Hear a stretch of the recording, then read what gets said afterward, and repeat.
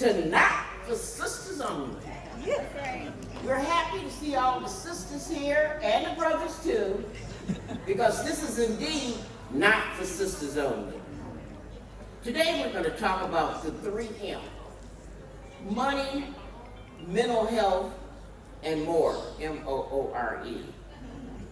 But the thing that we're going to really talk about is the true cost of living. All of you are very important. I've met a lot of important people in my life. Presidents of countries, ambassadors. But one of the most important people that I have met in recent times has been Jennifer Jones Austin. She's the executive director of the Federation of Protestant Welfare Agencies. She hails from New York City, and she's engaged in a project called The True Cost of Living. And it's based on legislation that was passed in New York City that really elucidates what it really costs to not only get by, scrape by, but how much it takes to thrive. We hope that this is an educational program for you. Let me just tell you a little bit about my background. I'm not going to go through all of my resume. I will say that I'm a great-grandmother. I got 3 great-granddaughters. I got Queen. I will mention that. But, Milwaukee was once referred to as the machine shop of the world. But manufacturing employment has peaked in the early 60s and has undergone a profound transformation since its heyday. And of course, this transition has been really hard on workers and especially painful for the Black community that had thrived during the industrial era. And of course, our public policies have failed to adequately address the needs of our affected communities of color and people. I am known for really fighting for profound assistance and help to very low-income people, people who are struggling, people who are facing homelessness. And this has been a debate in which I have been engaged since the governor of Wisconsin, the former governor, the Honorable Tommy G. Thompson, in 1996 ended welfare as we know it. And when that happened, of course, the United States Congress ended welfare as we know it. And so the debate has gone on and on and on about how to assist low-income people. And we've always measured people's well-being by the standard of the poverty level. Well, today, we are going to have a real discussion about the true cost of living. And there's a coalition that has been elevating the true cost of economic security measure. It's a measurement.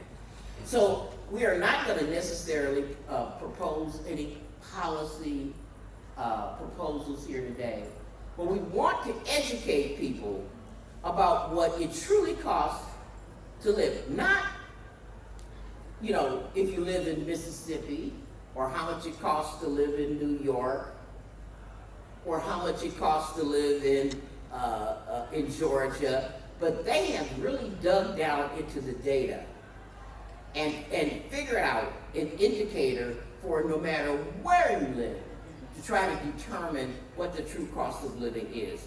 We're hoping that this will lead us to some policy proposals throughout. Before I turn this over to Jennifer Jones Austin, I just want to acknowledge all the people here from Wisconsin. Stand up. Yes.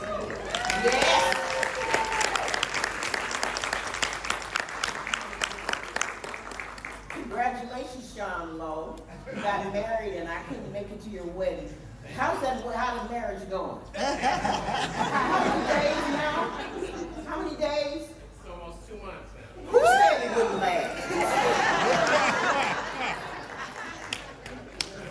I'm also here, my staff is here to support me. My chief of staff, Sean Gard, my tax counsel, Caroline Frauman, former staff, how you doing, Miss Dennis?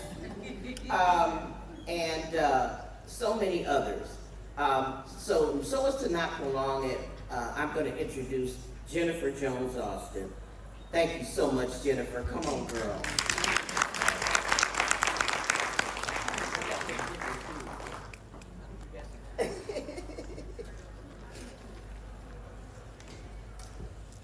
Congresswoman Moore takes the best care of me. She said, I hope you got some different shoes. Am I going to make it through this next hour and a half or so? I'm going to do my best. I'll tell you that when Congresswoman Moore was standing here, and she said, I'm going to tell you about an important person. I was like, oh, who's she going to talk about? And then she called my name. And I thought to myself, now that's what sisters do. They lift you up, they encourage you, they support you, and they inspire you to be the best that you can be. And that's what Congresswoman Moore has been doing for me since I met her. I count it all joy to have the honor, the privilege of working with her. She is everything that she says she is, as we know her to be, and more. Just a stalwart champion for individuals and families, not just Wisconsinites, but individuals and families across America who every day are just trying to make it and get ahead. And she brings her whole self to whatever room, whatever conversation, and whatever table she finds herself in.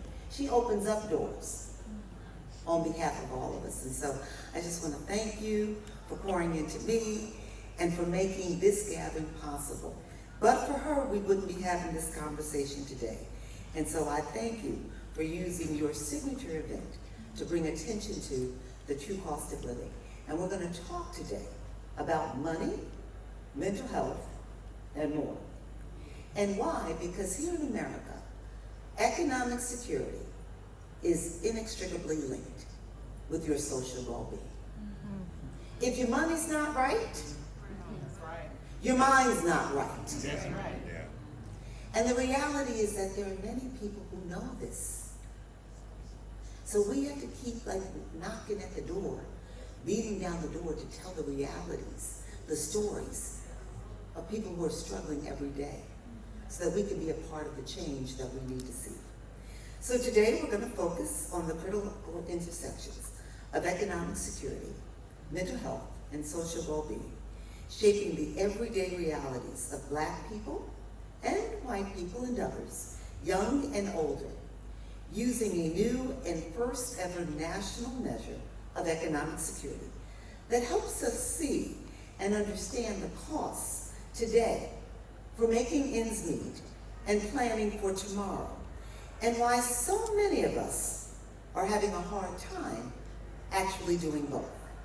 Appreciating everyday people and policymakers can't solve what they don't see and what they don't measure. We're talking today about seeing and measuring the true cost of economic security for individuals and families living throughout America, in cities throughout America. For far too many people, financial struggle is a way of life, not a momentary or occasional thing that they experience, but it's a way of life. Getting and staying ahead of bills and planning for the future is a pipe dream. Economic security, which means having enough resources to pay your bills and plan and save for tomorrow. Being able to manage an emergency, to fix the car or the refrigerator when it breaks down without having to cut back on food or pay the rent late or empty your savings account.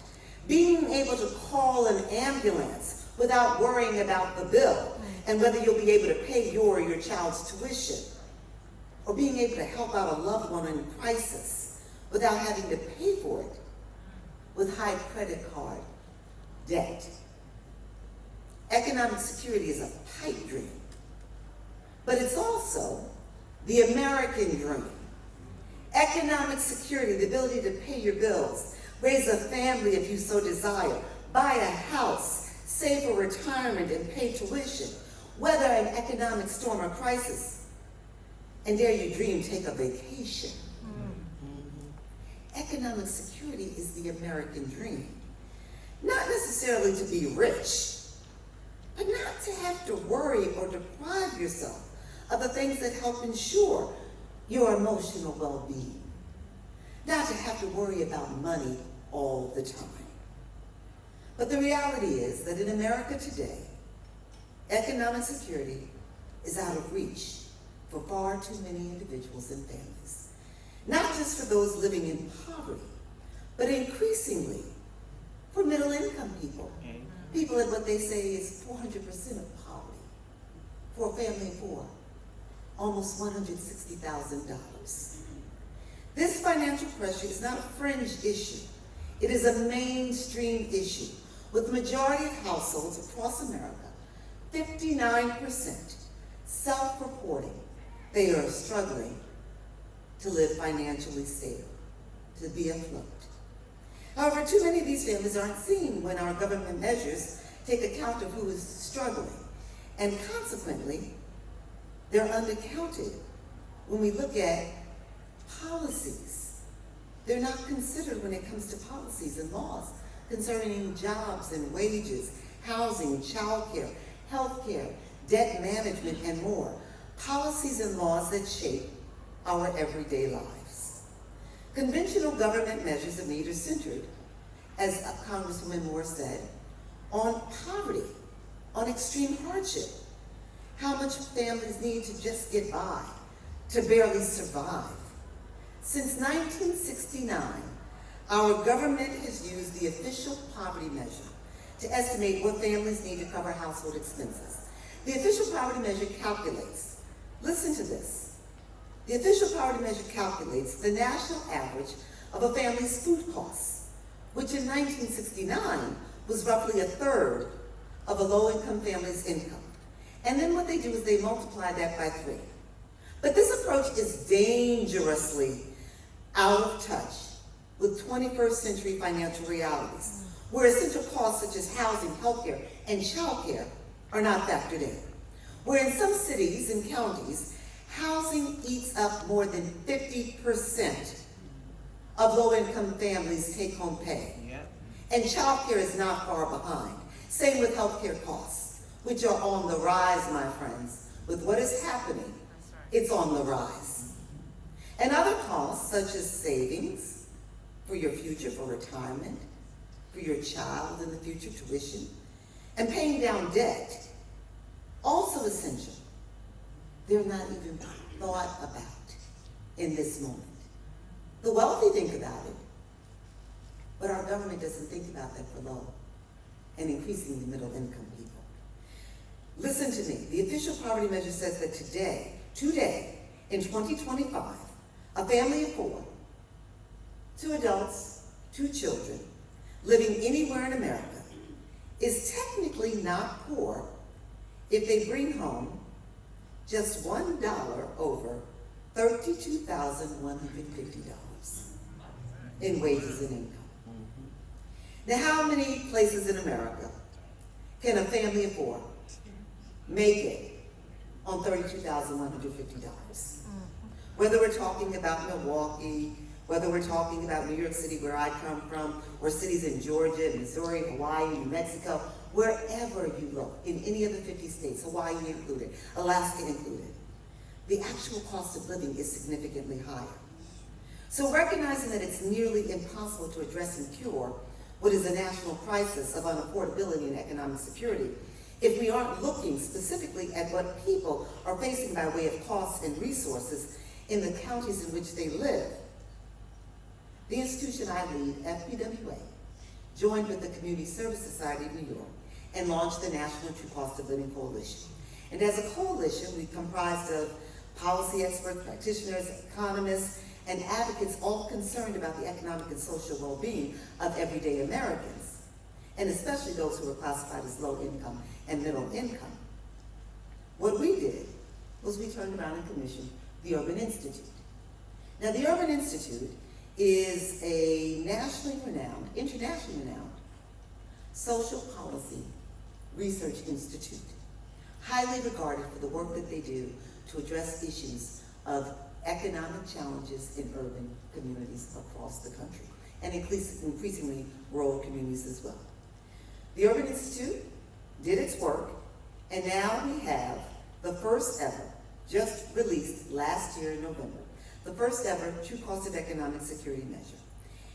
Already it's being recognized as the first of its kind and critical, because what it is the first measure centered, again, on economic security.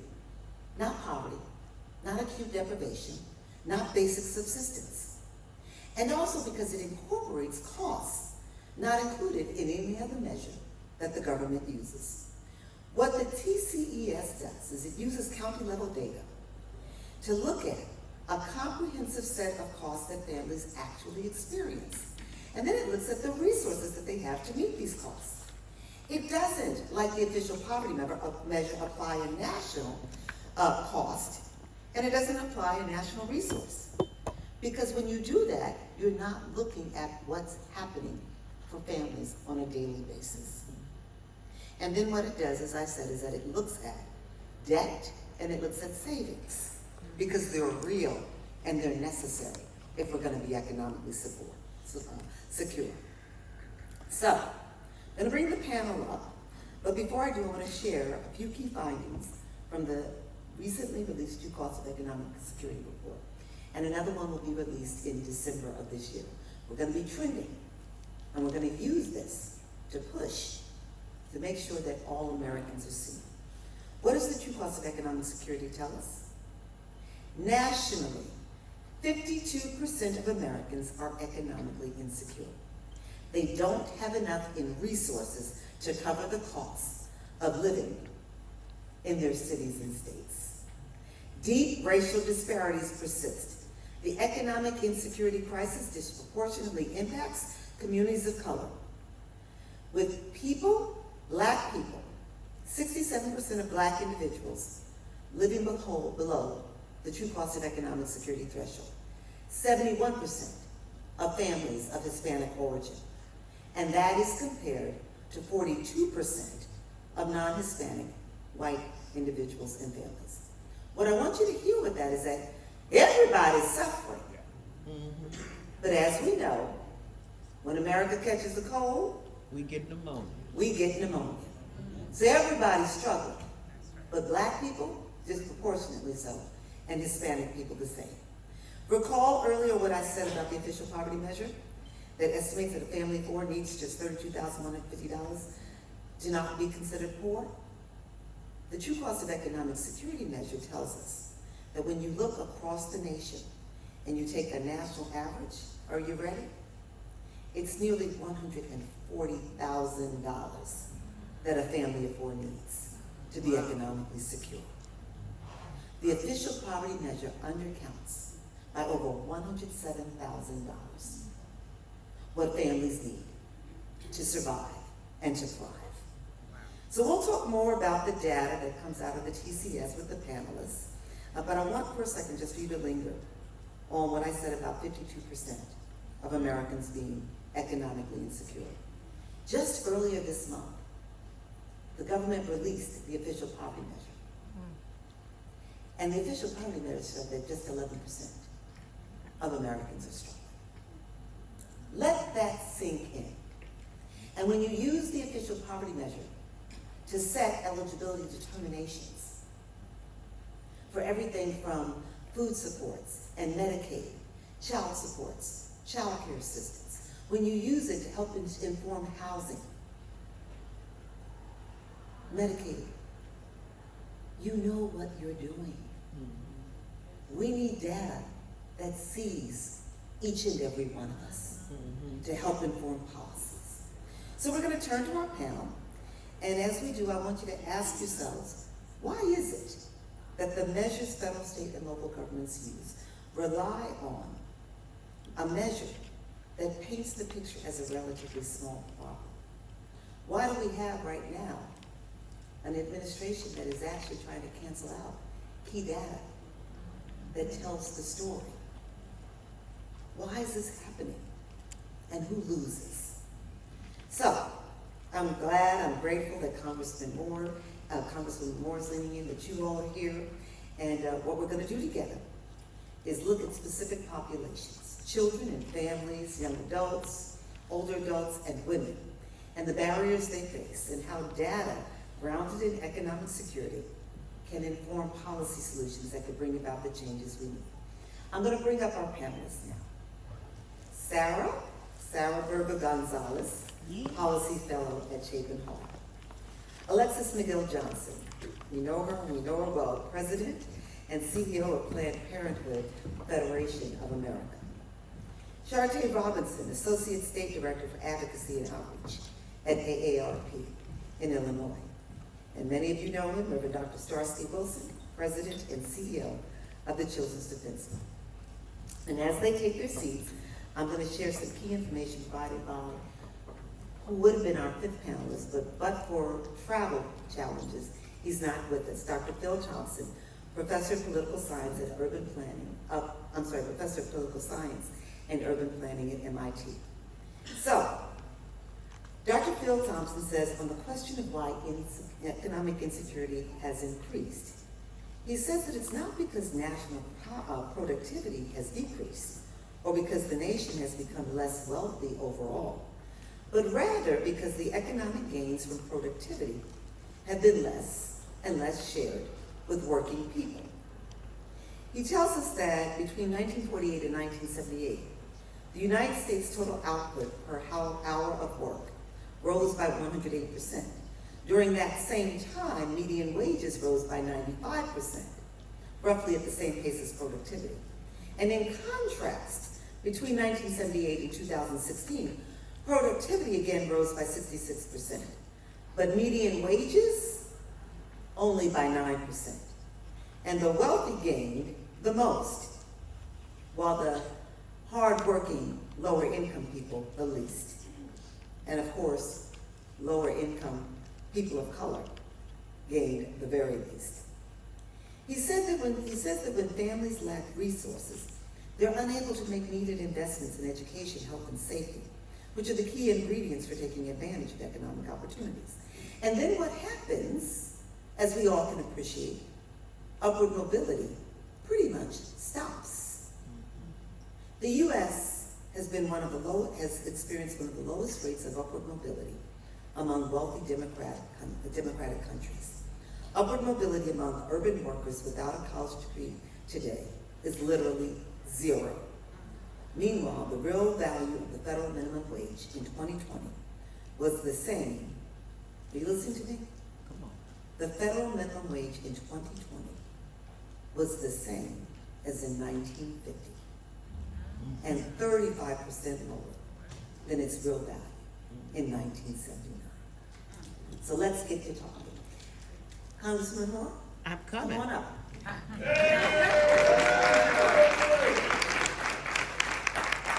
We're going to have us a conversation.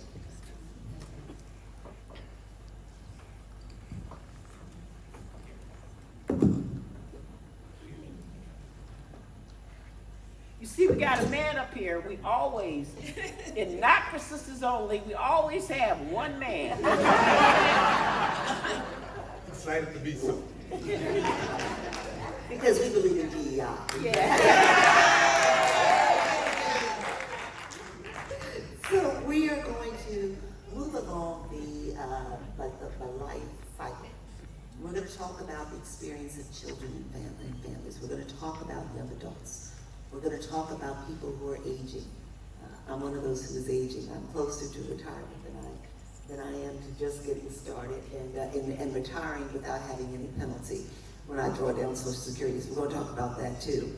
And then we're going to talk about women who so often are the ones who bear the brunt of all of the economic challenges that we face in America as they raise children, as they live by themselves, as they hold it together for families. So we're going to talk about women too. To kick us off, I'm going to begin with Dr. Wilson. As I shared, he is the president and CEO of the CDF, the Children's Defense Fund.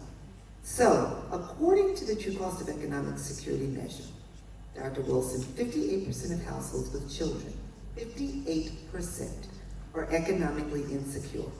And when you look at single-parent families, or families with 3 or more children, the number increases, are you ready guys?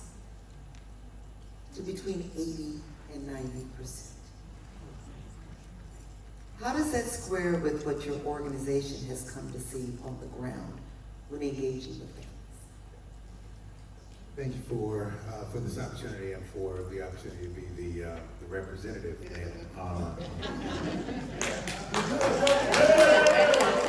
Hold it down. Children's Defense Fund works to build communities so young people grow up with dignity, hope, and joy. And following the lead of our illustrious founder, Mayor Wright Edelman, really seeking to do that work through direct service, through policy change, and through community organizing to build power in communities. One of the things that brings all of those pieces together is our CDF Freedom Schools that we run every summer in 30 states throughout the country. I think about this because each summer I spend time going from freedom school to listen to scholars, to spend time with parents and caregivers, and to spend time asking those college students who run those classrooms what their lives are like. So I can best talk about it from that perspective. In Columbia, South Carolina, I went to Francis Burns United Methodist Church, where they've been running a freedom school there with young people for 12 years. And this year, for the first time, because of shifts in administrative priorities and executive priorities, they couldn't use the summer feeding program for the young people in that freedom school. And because of that, because they recognized that this was the 2 meals a day that these young people needed, this program is totally free. Young people don't have to be eligible, but we find that the majority of our young people are. That church has to make sure that they get 2 square meals a day. Well, this year, These are young people, children, ages. these are kindergarten through 12th grade children. And at Francis Burns, they're kindergarten through 6th grade, very specifically. So they're used to getting 2 square meals a day, the ones they would have gotten at school. But now they get them at the church, except this summer, they weren't available. So, And this is summertime, Dr. Wilson, right? Yes. So, yeah, because I know raising my children, I just relied on those 2 meals a day. Yeah. Because just couldn't afford it. That's exactly right. And you know, Feed them 3 meals a day. yeah, you start getting to know what your kids look like during the summer by lighting the refrigerator. Asking how I know it, like 3 teenage boys. But because they couldn't figure it out, because they're eligible, the elder women in the church, there was one by the name of Mrs. Sprinkle, Mrs. Sprinkle, the elder of the church, had to organize the women in the church to figure out how they were going to feed these kids. They had to go to the South Carolina conference of the United Methodist Church to get extra support to make sure that could happen, because what they could not do is send those children home hungry. And that is the reality that faced them at the beginning of this summer, and I visited them before HR 1 passed. So I say this to say to people that young people are very basically hungry, and that is a day-to-day reality. But in as much as we even talk about economic security, some of us recall that social mobility and economic mobility was part of what was tied up in the concept of the American dream. Some of us were raised to say, if you work hard, defer gratification, get an education, you can do better than your parents. And that is not only not true for the children at Francis Burns United Methodist Church Freedom School this summer, it's not true for the college students who are servant leaders in Allentown, Pennsylvania. But when we sat down with them and asked them how their lives were going, they were on a time clock because they were going while they were in school from community college to some of the most elite schools in Pennsylvania. They were leaving their freedom school job to go do another job to be able to put up enough money for the semester that they had coming. So young adults are struggling as they're educating themselves because they realize that the data is true. If they want to do better, yes, zero mobility, as you talk about, Dr. Thompson says, but it hits everybody. So I say this will be my final thing. In my household, we work hard to make sure that our children, my sons at least have a standard that they got to go to college and they got to go to grad school by virtue of our example. So they took 2 parents, solidly middle class, who have terminal degrees. One of the most significant indicators of the well-being of the child is the level of education of the mother. So I married a doctor. So Dr. Wilson and Jennifer, I just want to just sort of lean into this a little bit more. Jennifer, when I met you, you told me that if you plan to have a child, you better come up with $19,000 more than what you have at a minimum. You can't just add another can of water to the spaghetti sauce and say, we gonna make it. What the true cost of economic security measure helps us to appreciate is that for every additional child in the household, that's an additional $19,000 yearly. And what that is that's food, that's childcare, right? That's housing, right? And the more children you have, the more beds you need. And you know, and if we look at what is the standard, if a child is over 12, then the standard that the nation, that the government sets, is that child should have a bedroom, right? So for every child that you bring into the house, that's an additional $19,000. I shared with Congresswoman Moore last night, and maybe I'm telling too much of my business, and my husband would be like, why are you out there doing this? How long have you So, been but married? I've been married 32 years, so a little more than 2 months. Trying to get to 33.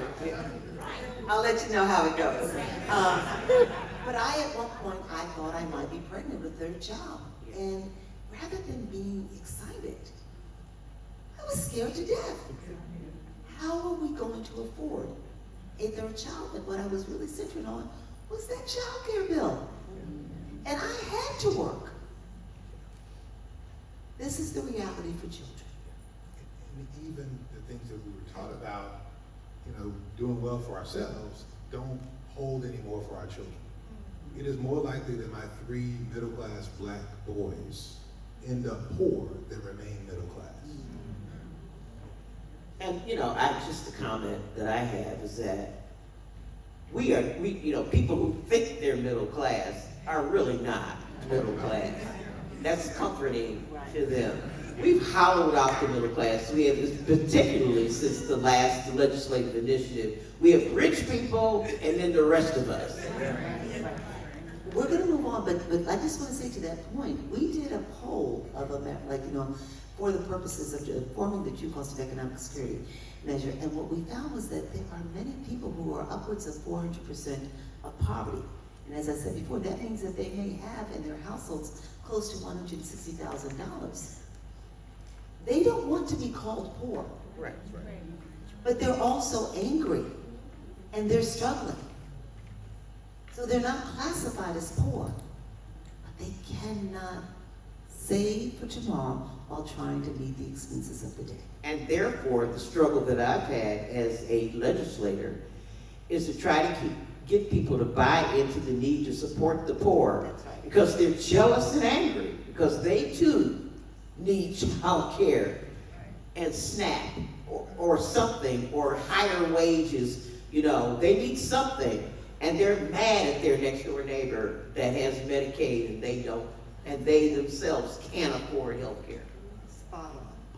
Ms. Berger Gonzalez, according to the true cost of economic security measure, 69% of single adults without children are economically insecure. Now, in your work centering on young adults at Chapin Hall, what are you seeing by way of the challenges that this generation is facing? Thank you so much, Jennifer and Congresswoman Moore, for having me on this panel. So just some background, Chapin Hall is a policy and research center nonprofit, and we focus on children, youth, and families. My area and where I focus a lot of my work in the last couple of years has been around youth and young adult homelessness. So I just want to start off with a statistic, and this goes off of the 69%. If we had 100 young people in this room right now, 18 to 24, 10 of them, at least 10 of them, would experience homelessness in this next year. 1 in 10 young people, 18 to 24 in this country, experience homelessness every single year. That is extremely high. These are our future. And so when we talk about youth and young adults, right now they are facing real trade-offs. Do I stay in school? Do I finish high school or my GED, or do I work to contribute to my family? Do I go to college, or do I work because I don't know if I'm going to be able to pay off those bills later on? If I buy a car, What happens if I get into an accident? I can't afford insurance. I can't afford rent. Young people are making real trade-offs. Do I eat or do I pay rent? So this is what I'm hearing among young people. I think the other thing I want to just say is this is not equally shared. We're hearing about disproportionality across. Young people who are Black have an 83% higher risk of experiencing homelessness than their white counterparts. Young people who are Black and LGBTQ are 4 times more likely than white, cisgender, male or female, to experience homelessness in this country, 18 to 24. So when we hear those numbers, young people are very much struggling. And Jennifer, you said something at the start of this. You said, if your money is not right, your mind is not right. I would add for young people, if your money is not right and your community is not right, then your mind is not right. Young people are lonely.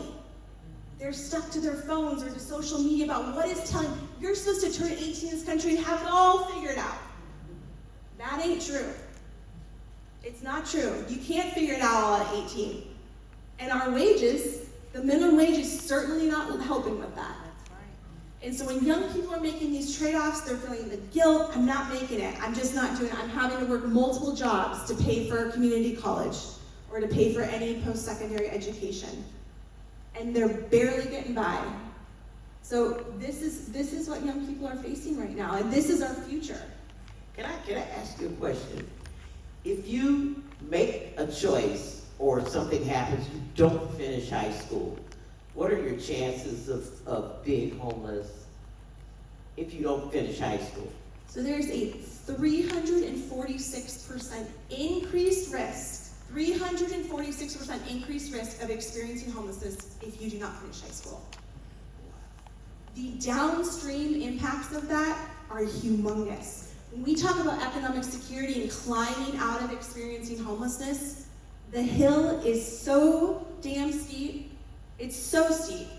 And the trauma you're enduring from cow chopping, living in a shelter or congregate care, or hopping from place to place, because that is what our systems are doing right now.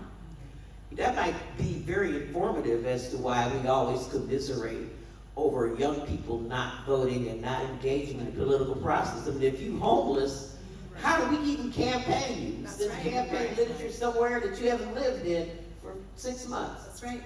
And to your point, I live in New York City. That's what we saw with the Democratic primary for mayor.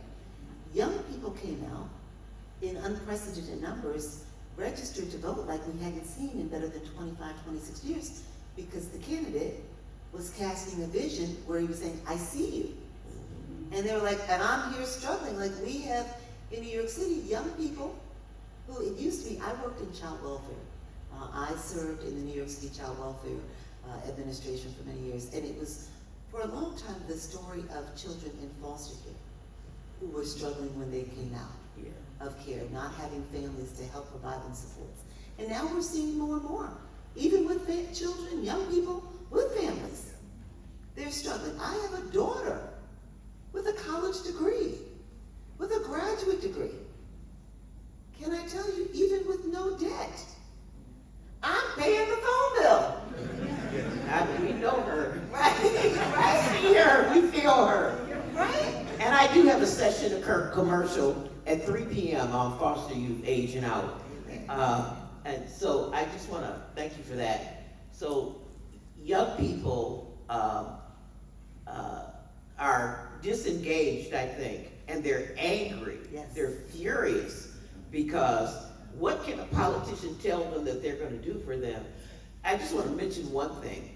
We have one of the best, quote unquote, welfare programs in the country signed into law by Richard Nixon, the Earned Income Tax Credit. But if you don't have any children, and if you're 18, you can't get the Earned Income Tax Credit. That's just stuck on stupid waiting on dumb to come.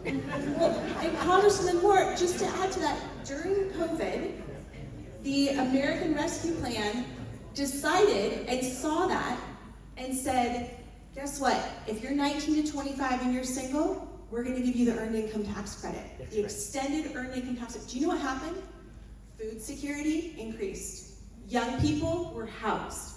Well-being increased. So we need to make that a permanent policy. I know we're not supposed to talk about policy, but we need to make that a permanent policy. And we did the same thing with the child tax credit. That's right. Right? There were people who literally families that made too little money to get the credit. And in the pandemic, we closed that gap. But of course, we lacked the political will to sustain these things that we learned worked, we knew worked, we proved it at population level, but then we allowed them to revert. In the Black community, I mean, we had 40% decrease in poverty. We had that expanded child tax credit. Those were the days. We just have to keep on asking ourselves why, because then that helps us to develop the will, the strength, and the desire to push to do what need to be done. Ms. Robinson, AARP. 48% of households with seniors are economically insecure, and that number increases to 68% when seniors are living by themselves. 56% of three-generation households, where you have at least one adult over the age of 65 and you have at least one child. 56% of three-generation households are economically insecure. Are you seeing that in your work at AARP? Sure, absolutely. So thank you again, Congresswoman Moore and Jennifer, for this opportunity to serve on this panel with these wonderful people. Just to give you a little background of AARP, we are the largest nonprofit, nonpartisan organization nationwide. We have about 38 million members. And you're never too young to be an AARP member. And so oftentimes we meet people who are Talking about the benefits. Oh. So we often hear people talk about our benefits, the discounts that are at the restaurants or what have you, but we're so much more than that. And we take upon the needs of the community, the aging community, for Social Security, protecting it, taking a pledge, also Medicare and caregiving, including age discrimination, and also affordable housing. All of that helps with the pocketbook issues that seniors and aging populations are experiencing.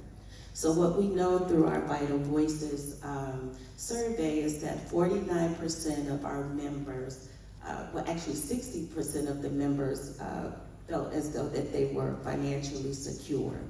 But then from an African American perspective, 49% felt that they were secure. So that means 51% of our members are not safe, do not feel comfortable with, as they age, the access to Social Security, making sure that if you do retire and you decide to go back into the workforce, are you prepared to take those skills to go back into the workforce so that you can support your family, support your grandchildren? We talked about the children, the sandwich generation, and so forth. So how can we better prepare our seniors? Because senior isn't what it used to be. You know, folks were retiring at 55, maybe 60 years ago. People are retiring at 72, you know, but they have grandchildren that they need to feed, and they need to send to school, they need to clothe, and so forth. So what we do and what we've been seeing is that there's some isolation, there's some inability to not use the smartphone to access information and the resources that are available. Transportation is an issue. You know, not everyone has a vehicle. Not everyone can drive anymore. So who do you lean on if you need to go to the grocery store, if you need to go to the doctor's office? Do you have the capacity to make sure that the bus services will be able to pick you up and then spend the time, right? You know, everyone is busy. So then to make sure that your health care is taken care of, like you mentally are taken care of. So those are the things that we're seeing in community, is that the access to the knowledge of the inability to socialize. So how can we bring all of that together in communities so we don't have to go out of our communities in order to access these resources? Do you see more with AARP, perhaps this is data that you collect or something like that, more and more people living, with families, like older people as they age, living with their families if they can because they cannot afford to live on their own? Interestingly enough, it's the opposite. Individuals, the numbers I don't know off the top of my head, but what I do know is that many people have never been married and do not have children. Then their family members may live in another state. So what we're noticing is that it's more isolation and not the family that they get to lean on. So then what comes along with all of that when you're by yourself? And I was just sharing with Sarah that sometimes silence is so loud. When you're in a room by yourself or you can't reach out to a friend, your best friend may have passed on. COVID could have been an issue within that as well. So it's all of those things that we've noticed that it's individualized and not the family dynamic. And to that end, just to your point, I sometimes wonder, I don't know if any of you have ever experienced this. So, well, let me back up and say, I have an 86-year-old mother. And she, give Mom a shout out, she was the first Black person to be the curator, founded the AT&T Corporate Art Collection in its heyday. And she traveled the world buying and commissioning works of art to hang in AT&T offices across the country. At 86 years of age, she still goes and works in a gallery 2 days a week. Now she does that because that's her passion. But there are many persons who are aging. You go to a Walmart, you go to McDonald's, and you see many older persons who, Barnes and Noble, wherever you may go, and you see older persons who are working the register, or they're stocking the shelves. And every time I see this, I wonder to myself, now are they doing this because they want to be sociable? Or are they doing this because without this money, they're gonna go hungry? It's to make the ends meet. Social Security, you may bring in $1,700 a month. If your rent is $900, you still have to pay your utilities. You still have to get your prescription drugs. So that number is smaller and smaller. So then oftentimes people find themselves going back into the workforce so that they can make ends. And with stagnant wages, right? If the wages are low as you're coming up, well, it's not all of a sudden like somebody drops like manna from heaven, like the cash just comes on down when you retire. It's going to follow through. I just had a couple of observations in this conversation. I'm thinking that one of the things that happens also is that adult children are moving back in with elderly people because they can't afford to make it. And also, can you talk a little bit with Social Security? The people most likely depend on Social Security only for their income are Black women. Yes. And of course that is not meeting the true cost of living. I have one friend, one of my constituents in Milwaukee, who is recovering from a recent aneurysm. She drew her Social Security at 62, and now she is trying to go back to work. She's trying to find a job, and is still in therapy. But it's not because it's her passion. Oh, she has passions, but she needs the money, in order to remain independent. I just want to add one more comment. You mentioned Social Security. So this year, August 14th was the 90th anniversary of Social Security. And AARP took that to heart. In all of our offices, in all of the communities, there was a celebration. But then the charge was, the call to action to the community was to take the pledge to help protect Social Security. We want to make sure that whomever is in the White House, that they understand how important it is. So yes, we advocate on behalf of the 38 million members of AARP, but then there's also a community connected to 38 million members. And so we have many outreach and advocacy and virtual events and other resources that are surrounded by Social Security and those efforts. And so I did bring a QR code that has the resources of everything that I could not touch on today, but I just wanted to make sure that you could scan the QR code to learn more about the resources that are provided by AARP. And just one mention about the One Big Beautiful Bill. There were enhancements in there under Social Security, but they benefit only high-earning seniors who work. It doesn't have an impact on most people who receive Social Security. Again, that the One Big Beautiful Bill focused on enhancing the wealth of people who already have money and not on working class people. So Jennifer? So you just got me sitting in my thoughts right now on that one, just like how all of this is by design. And we have to appreciate that it's not happenstance, it's by design. So Ms. McGill Johnson, given who you are, the leader you are, the warrior you are, I imagine that every woman's issue somehow lands on your desk, right? Everybody, anything and everything about women, we think that you know everything, and the truth is that you know so much, so we do go to you as the source. Recent polls said that 53% of women are currently worried about paying their bills, compared to 40% of men. We know that women are estimated to earn an average of 83% of what men earn. Black women in particular, just 66% of what white men earn. And the true cost of economic security measure tells us that 80% of single-parent households, the vast majority of which are headed by women, are economically insecure. What specific barriers are women facing as they strive towards economic security? Wow. Well, thank you, Jennifer. Thank you, Congresswoman Moore.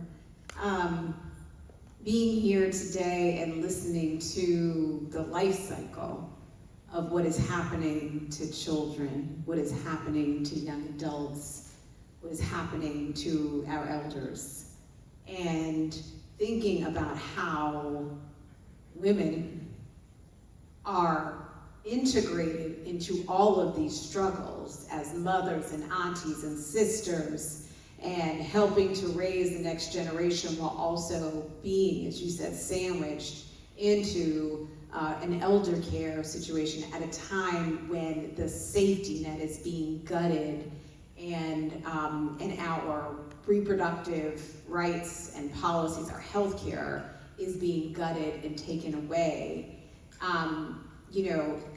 We know that it's a fact. When you invest in women, you're investing in communities. When you invest in women, you're investing in families. And we are sitting here, I think you asked earlier, Jennifer, we have to pull back and ask the why, right? And the why is very clear, right? That we are racism and sexism, and the intersection of those two things is a public health care crisis. And when your education ain't right, and when your health care ain't right, and when your money's not right, there's no way your mind can be right. And we don't have the luxury for our mind to be not right because of all of the, our own community, family that are depending on us to hold it together. So I worry about the impact of economic insecurity amplifying our own wellness, right? Because we also know, because we've been caretakers in our communities, the impact on what that means for our own mental health, and how we're always looking to hold up the myth, the strong Black woman. It's not that we're not strong, but the expectation that we are carrying all of that with not interrogating what is actually sitting on our shoulders when we do that. So, this big horrific bill. Congresswoman Moore, I don't know how you have lasted in saying its name and the hypocrisy of this big, beautiful bill for so long, because it is devastating. These cuts to healthcare are devastating. Planned Parenthood sits as the nation's largest sexual and reproductive health care provider, provide care for 2 million patients annually, 9 million services every year, everything from access to birth control, STI testing and treatment, wellness exams, cancer screenings, and yes, abortion, where we are able to provide it. And being defunded as of last week officially, not being able to allow 50% of our patients to use Medicaid to come into a critical part of the public health infrastructure is devastating. 40% of children are born on Medicaid, right? We are watching kind of a very intentional erosion of our access to our ability to get care. And whereas we know that the majority of our health centers are in medically underserved communities, rural communities, the impact that will also have on rural hospitals and rural communities where many communities of color and Black and brown communities are living will also be devastating. And then I think, we were already living through this public health care crisis, COVID, then Dobbs, right? So overturning Roe, and we were always, Roe was no magic, wand for Black women, right? Our maternal mortality rates have been consistently high, and our inability to get access to a right that we once had also been limited significantly. But now the majority of Black women are living in states with abortion bans, which have put their own lives at risk, which have made pregnancy more dangerous when we're already facing high maternal health outcomes, which have caused OBGYNs to flee those states because they don't want to be criminalized. In a state like Georgia, only, a third of those counties have OBGYNs living in them.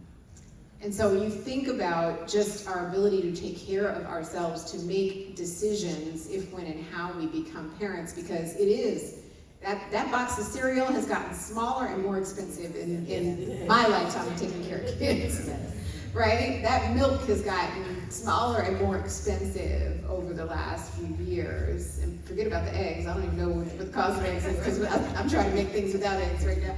I mean, it is. I was defiant. I bought my great-grandchildren eggs and had them colored. I was defiant. I said, I don't care. We gonna have no meat. We gonna have these eggs.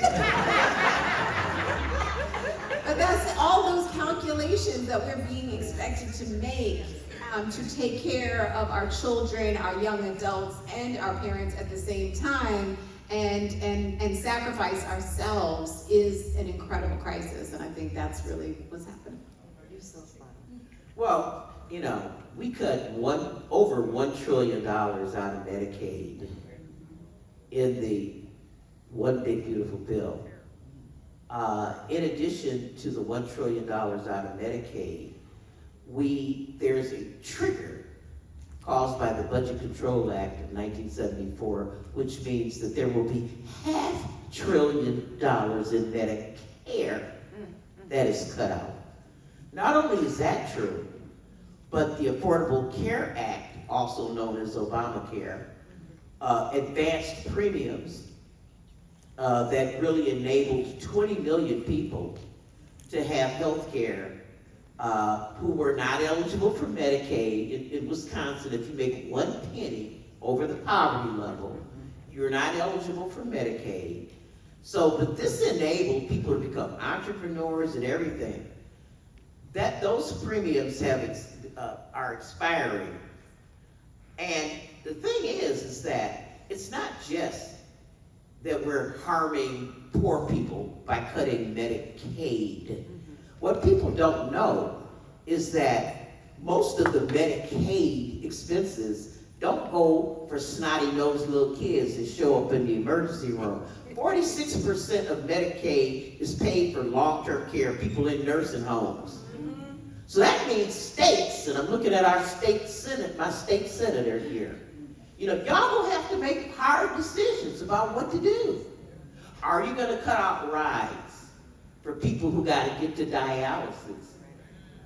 Are you gonna stop providing Medicaid to programs that help kids with behavioral health, which is not a mandatory expense under Medicaid? You know, community health system, Planned Parenthood.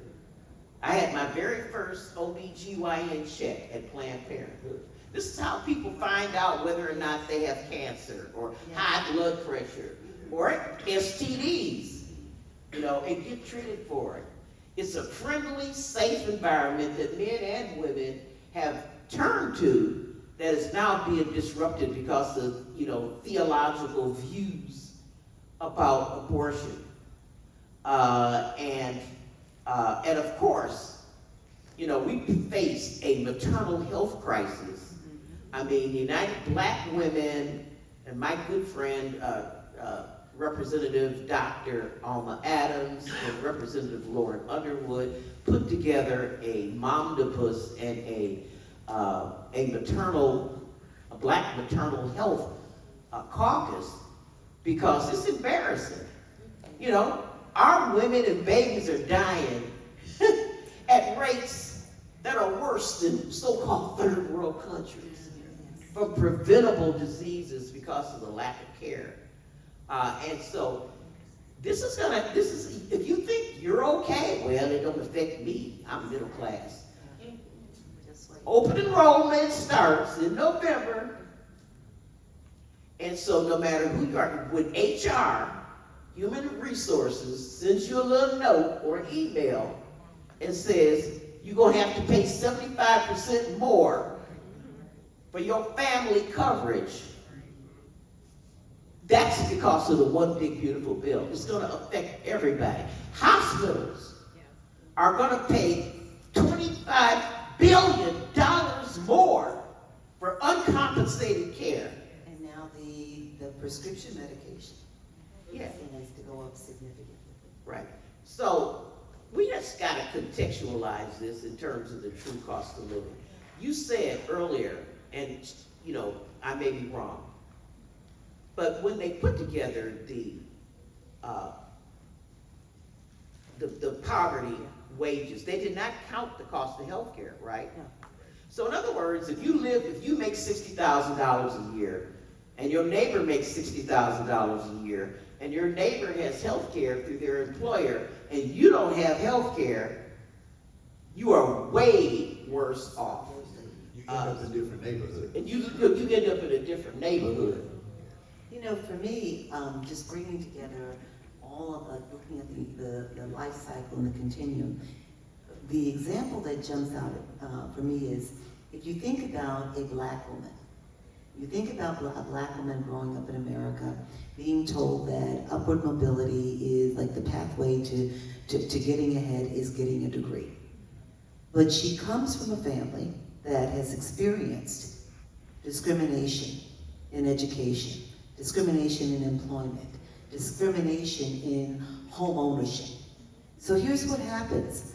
She goes to get her degree, but there is no family equity that allows for them to help pay for her college and her graduate degrees. So she goes and she gets those degrees because America has told her that that is the pathway to getting ahead and staying ahead.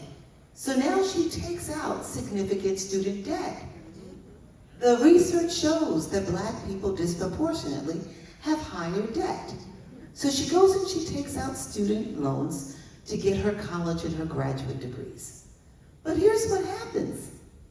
She doesn't get paid. Even when she gets those degrees, very often she's subjected to occupation segregation, to jobs in fields that pay significantly less than they should. Or even if she is in a field that is not segregated, she still is paid less, right? The research shows that a Black woman with a master's degree just begins to earn as much as a white man with a high school diploma in many instances. So she makes less. Now, if she's making less, she now can't pay for her children's education. She can't save for her children's education. She can't save for her own retirement. And remember, she is the primary and single breadwinner, the sole breadwinner in the majority of her households. So now what does that look like?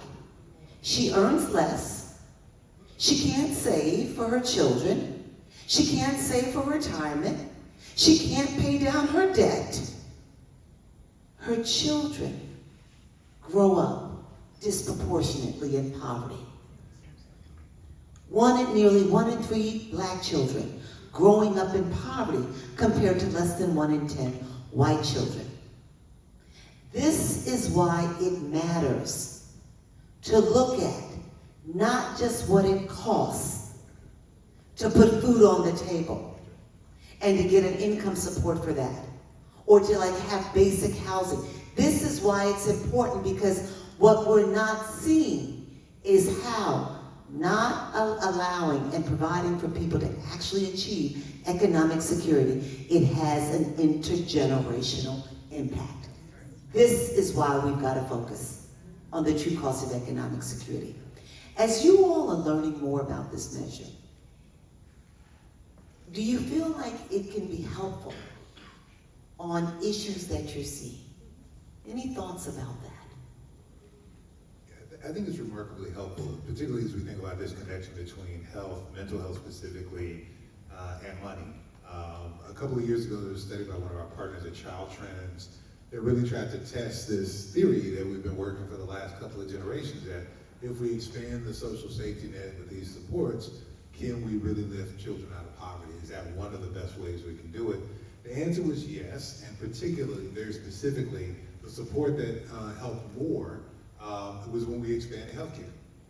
So this impact on healthcare, making sure that children and families have a home for their bodies and their minds, supports for that, also dramatically increases economic security when that is a shared public trust and cost. So it helps first narratively to make the connection between these two, that health is wealth, these things are tied together, and we can't do one bit of bidding without doing the other. So also speaking to the direct impacts of when you take $1 trillion out of health care for children, 40% of America's children, 50% of rural children, then you're stripping the capacity for economic mobility. When you understand health is more than health care, but it's also nutrition, and you take $200 billion out of SNAP programming in the same year, then you're also diminishing the capacity for people to be well, to be stable, and to make their choices. So I think it's remarkably helpful, and more so than anything else, in showing us the gap of where we were. We weren't doing it before, and now we've got even further. We are able to see more clearly how much further we have to go to make sure that people are whole. I think we have to be clear that there is a war on data right now, right? And so having these metrics for us to consider the total impact while we are watching the CDC get disbanded, the NIH grants get disbanded, right? The maternal morbidity committees in states with these high egregious bans, get disbanded because they don't want us to count, right? They don't want us to have the information of the total impact. We may see it at the grocery store or the checkout or at a restaurant or wherever and make those decisions, but when you see the total impact of what's happening and then what's happening particularly for us, that's an input to outrage, an input to protest, an input to resistance, and they want to stop that. So I think the more we can do to actually think about what data we need to collect, that's one of the things that we've launched a Black Health Equity Initiative, knowing that we're going to continue to have access to sexual and reproductive health care data, and on the other side of, when we're building on the other side of the rubble, we want to be positioned to be at the table to help recreate those new committees and policies. But if we're not thinking about that in our own lens, we're missing the opportunity to re-engage. One of the things that we haven't talked about, and we need to illuminate this for everyone. What the true cost of economic security measure does is, as I mentioned when I was first opening up, it looks at costs, but then it also looks at the resources that people have to actually meet those costs. So it looks at income, it looks at earned income, it looks at income support, it also looks at assets. You know, do you own a home? And is there equity in the home? Are you able to, you know, get revenue from renting parts of your home? That type of thing. It literally looks at all that. And you wouldn't be surprised when I tell you, you won't be surprised when I tell you, that people with wealth, and I'm talking about like basic wealth, you don't have to be rich, but if you own a home, you're going to do better. Your economic security is higher.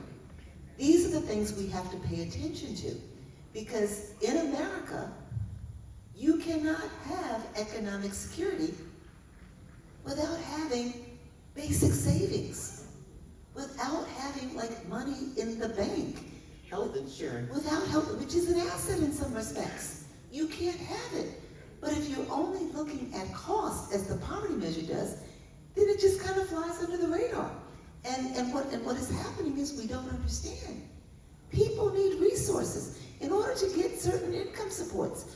You can't even have just $500 in the bank. You can't get food for your family.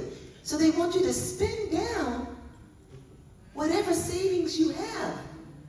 That is critical to you weathering an economic storm. So we have to look at costs, and we have to look at resources and tell the story. Jennifer, I'm hoping that you will share with all of us how to access these data, because as we mentioned, you know, you can know what the true cost of living is in New York or rural Mississippi with their measurement. One of the things that occurs to me is that I've been fighting this battle, you know, to try to get the government to make the appropriate interventions to improve people's lives.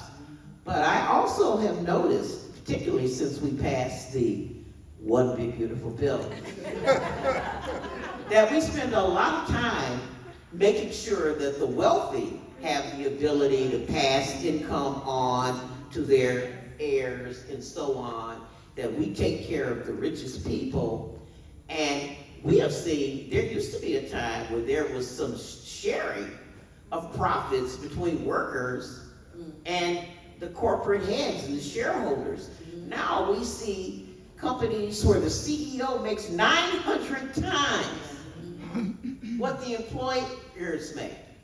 You know, so it's not just, and boy, this is profound coming from the mouth of Gwen Moore, who's been fighting for governmental assistance for a long time, that, you know, we need to look at the difference between the minimum wage. That's right. And what corporations are reining in as profit that's supposed to trickle down. I remember going to a union meeting after I had been arrested for you know, the $15 an hour wage. I was arrested. I'll tell that story somewhere else. It's hysterical. But I had a broken arm, I had drugs in my bosom. I pulled them out, showed them to the officer. They said, just put them back. That being said, when I went to the white boys at the Union Hall, bragging about how I had been in the fight for 15, they were very quiet. And then somebody got up and said, with all due respect, Congresswoman, we got mortgages, we got kids in college, we got car nuts. No, we ain't working for nobody for no $15 an hour. You know, that is, you know, it was a mind. I was willing to go to jail for $15 an hour. They said we ain't working for nobody for $15 an hour. So we need to look at the equity. That's right. Yeah. And the difference in, you know, CEO pay and what the rest of us get. That is a really big part of this To your conversation. point, I think we talked about this once before. We did. So the poverty measure, remember, says a family with 2 adults, $32,150. Think about this. The federal minimum wage still today is $7.25 an hour. When you annualize that $7.25 an hour, it amounts to about $15,000 a year. So if you take 2 adults, that's $30,000. So what they're telling us is that if you make just a little bit more than that, you're not poor. Let that sink in. And the true cost of economic security measure, to your point, when we look at what resources people actually need because of the cost, it helps us then to have the data to talk about what is a true fair wage. Last thing I'll say on this is, my daddy was a preacher. And he used to say that the preacher is the freest person on earth because the preacher's allegiance, and he was a Baptist preacher, he would say the preacher's allegiance is to the cross, not to the flag. He would say that in America, we have capitalism for the poor and socialism for the rich. The one big beautiful bill was all about socialism for the rich.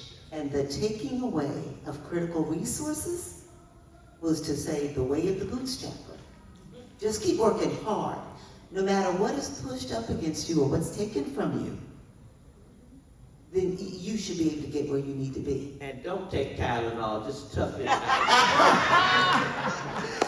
This has been a tremendous panel. We have about 10 minutes. Are there any questions that have been, that are being raised in your minds?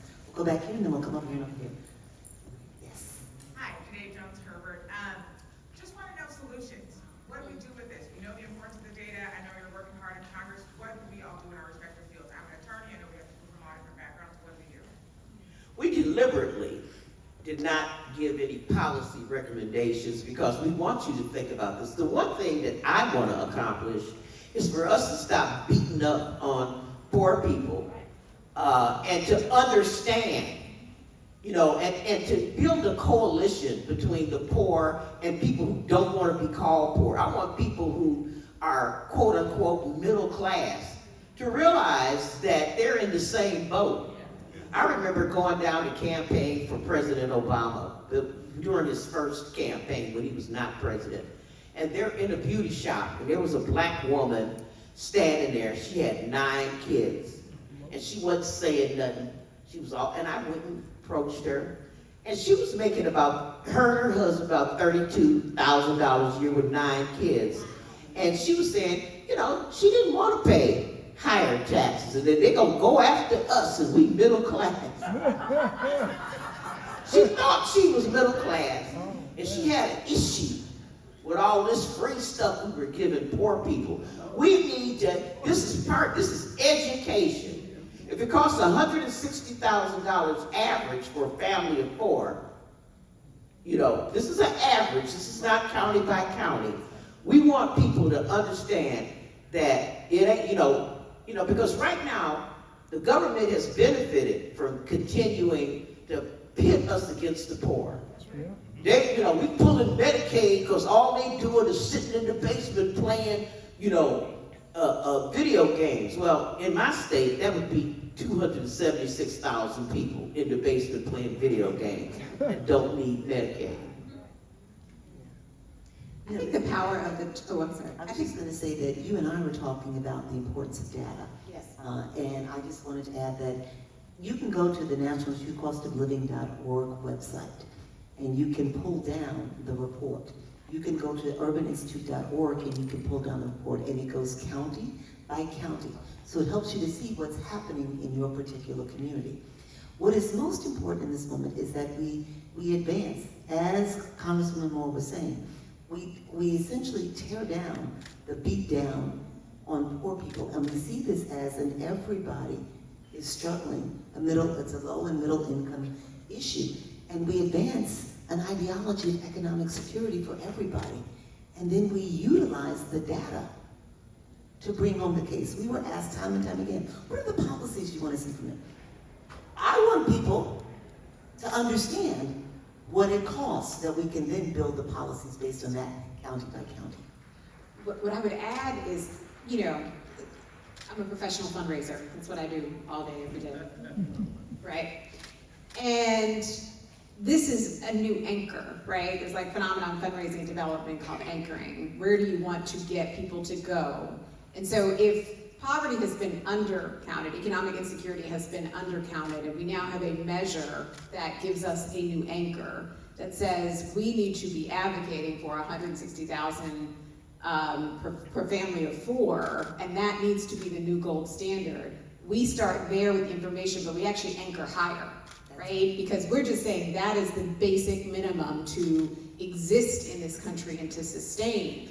But as a country, don't we want to thrive, right? Don't we want these communities to thrive? And so we need to anchor a little bit higher in reach, because the big, beautiful bill, you know, as Rep. Moore said, is the biggest, the largest transfer of wealth to billionaires on the backs of working people. And so we need to be able to use this measure and message in a way to re-anchor where we need to go and not settle for that. And I think that is a unifying economic message in a way where I think we have been kind of looking for that kind of possibility. And so I think it's a brilliant way for us to organize.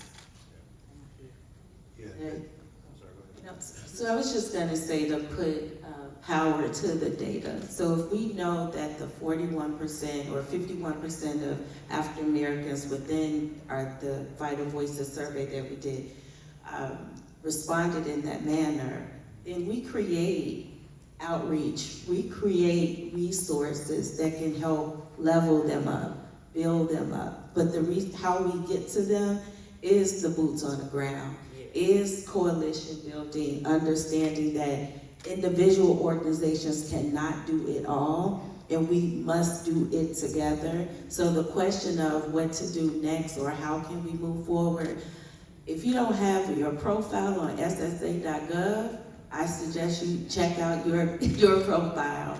If you are an entrepreneur, you can Google Secure Choice. That's a workplace savings plan that if you are not associated with an organization that you can pay into your own retirement. And then finally go to AARP.org for all of the resources from savings and planning and much of what we talked about here today. So those are the call to actions and the resources that I wanted to leave with this group, so that when we do go back into our communities and we go back home to our families and our networks or what have you, there's something that you can offer to them as well as utilizing it for yourself. I just want to say a couple of things that are, we got a question that's sort of off just a little bit, but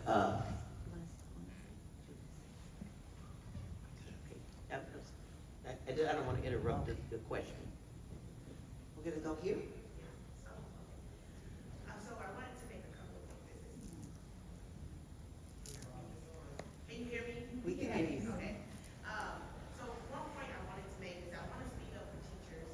And so I've taught for 17 years. This would have been my 19th year.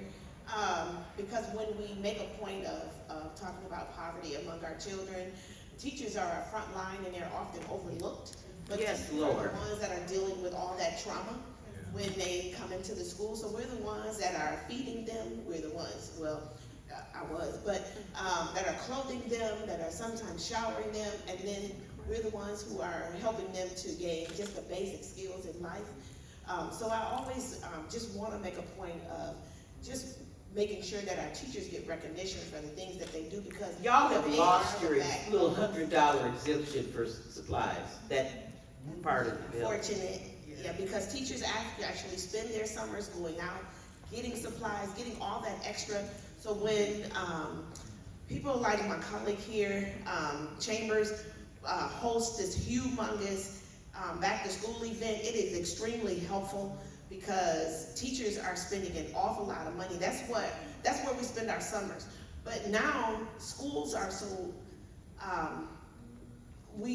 I think they need to be year-round now, because the other part of that is that teachers also have to go out talking about women who aren't getting paid as much as men get paid, single families, African-American women. There's a lot of African-American female teachers now who don't have that pay, and so what are we doing in the summer? Going out and getting a second job, right?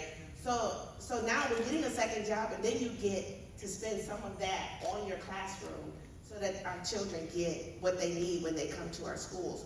So I just don't want to overlook the significance of having good teachers in our school systems today. Amen belongs right there. And I'm gonna add, and all of the nonprofit human service workers who are disproportionately Black women, who are under Caretakers. social workers, home health providers, and more.